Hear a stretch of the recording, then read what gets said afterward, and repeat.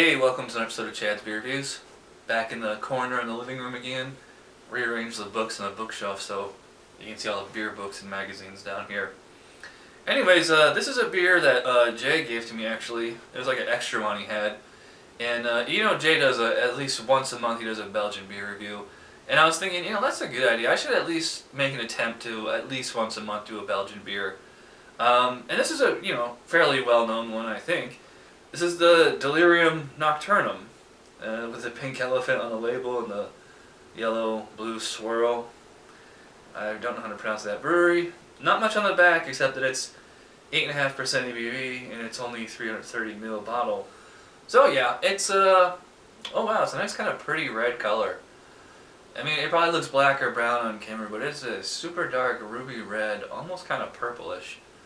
Not much of a head on there, just kind of a dark yellow soap sudsy. Definitely has that Belgian smell to it. Kind of smells like a Chimay red or blue. I get a lot of alcohol, but I get a lot of grape. Kind of like dark purple grape. Has that kind of red wine kind of smell. Not nearly as like sour or vinous as it, but just kind of like a sweet smell in there. Almost like borderline sour, or like maybe something you get like in a lambic or something like that. Smells pretty good. Let's get into it. Cheers.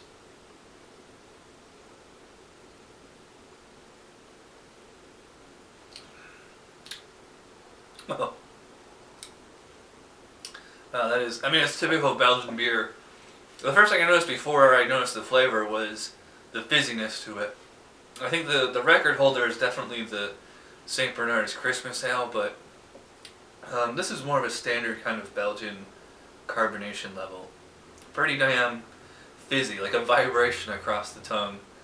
That being said, just like what I got with the nose with the dark grape, same thing in the mouth. Definitely grape, and like a nice kind of confectionery sweetness, like a little bit of like caramel, maybe like a molasses in there too.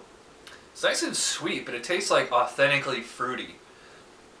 So it has like this confectionery. I don't want to say confectionery, just like a really authentic, like raw, fruity sweetness to it. Like it's like a plum dipped in caramel sauce, or like a candy apple. We have like caramel and apple at the same time. So I'm getting kind of a lot of the dark fruits in here. Typical Belgian kind of the yeasty carbonation helps. It like literally scrubs the tongue as you're drinking it. Yeah, it's remarkably sweet.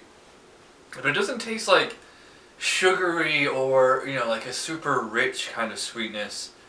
This falls in a general category of like a lot of the Trappist quads and things like that. But this is remarkably more sweet than that, or than those types of beers.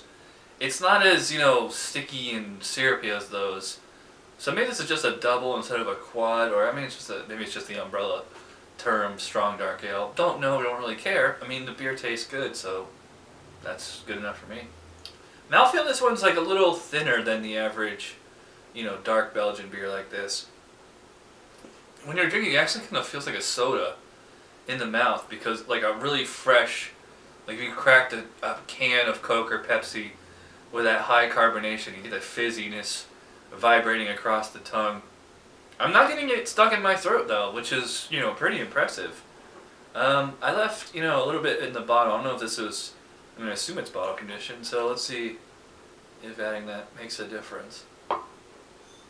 Definitely get a little bit more dry bitterness on the back end on the finish there. Subtracts from the fruity sweetness a little bit, but, not enough to, I've had beers where adding the yeast turns it from like a 10 to a 2. This only has like a minor effect. So that's why, Simon, you leave the yeast in the bottle, don't pour it out unless they tell you to. Yeah. This is a really nice, well-balanced Belgian dark ale. Nice sweetness, but without the cloying stickiness. No syrupy. I think the thinner mouthfeel and the high carbonation really helps to work with that. Some of that kind of almost like Doppelbock kind of maltiness to it. Not a whole lot of bitterness in here. I mean, I'm not, you know, really tasting much hops or anything. It's more about the sweeter, fruity flavors from the malts and the Belgian yeast. Um, you know, I think the thinner mouthfeel and the high carbonation. And I mean, it's like almost like it's like an alcoholic soda almost, but without the, like, you're not tasting, you know, that nasty high fructose corn syrup or like, you know, 10 pounds of sugar per bottle. Um, that being said, I mean, this is surprising. I'm actually kind of sorry I waited so long to try this one. So thanks, Jay, for giving this to me. I mean, it's not absolutely mind-blowing amazing, but it's, you know, very, very good. I'll say that.